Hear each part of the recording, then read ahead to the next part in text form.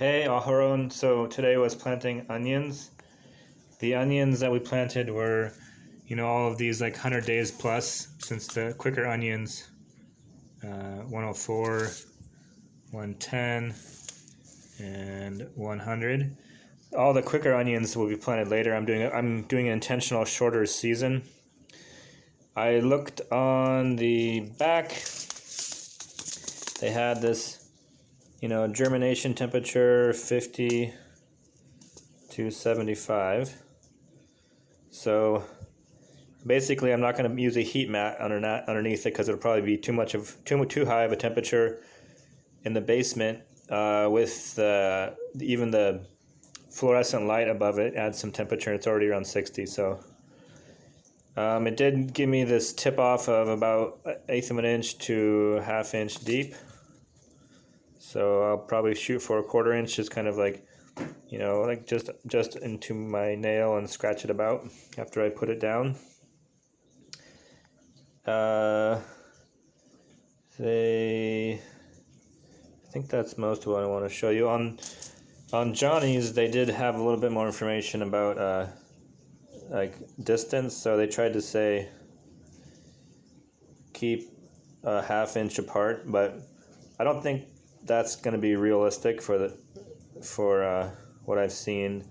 They're basically like right next to each other, so I kind of tried to do that, but then I discounted that. But they have about the same soil cover, about 1/4 inch. Here is my planting schedule, and purple you can see is harvest. So all of these onions up here, these are the 3 long onions you just saw, and the 2 shorter, the earlier ones that only have 60 days to maturity. So the onions are going to be harvested all through this season, and except for the early ones, will just have an early 4-week harvest.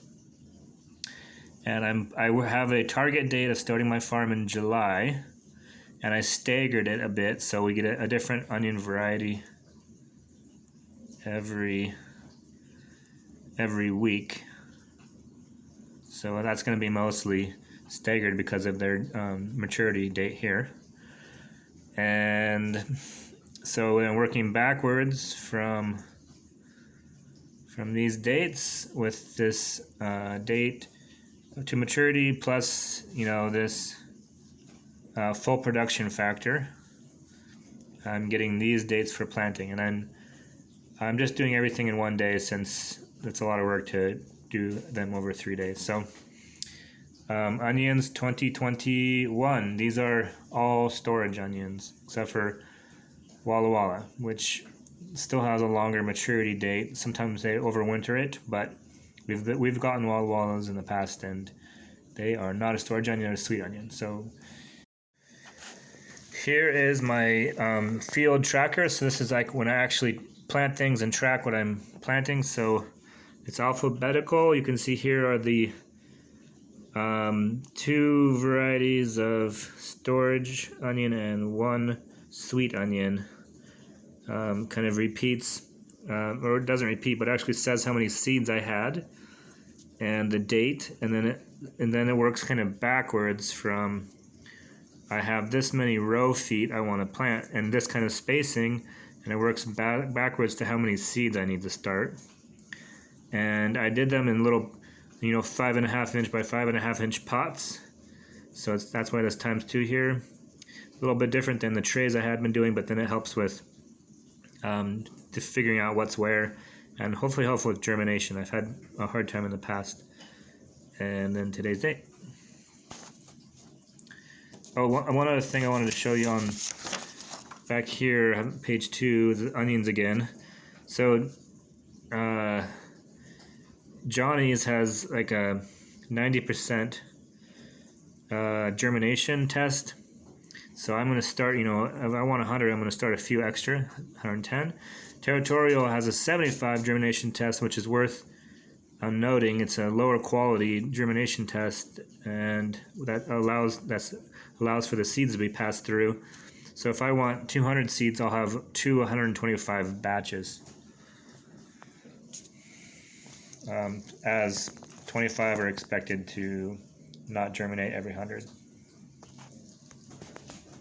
So I kind of got these in bunches of 10 and counted out 50. Then I did 2 bunches of 50, and then 25 more. This is the Walla Walla.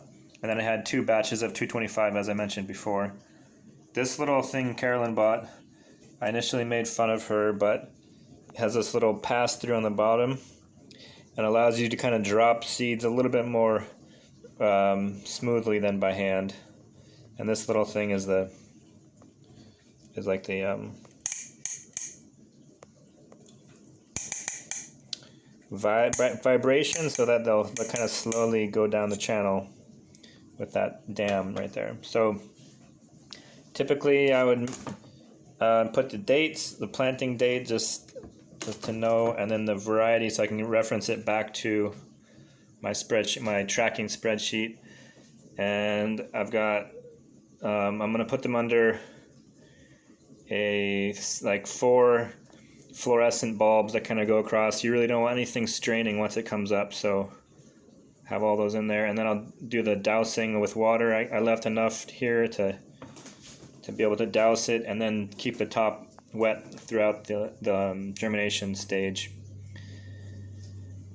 Let's see, anything else? So I did kind of put the cedar back and forth, and then I just kind of scratched it back and forth about a 1/4 inch, and then just kind of knocked it to get it smooth.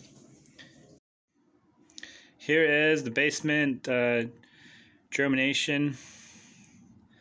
So just a 4-wide fluorescent bulb. You can see up here, plenty bright, and just connected into the outlet up there.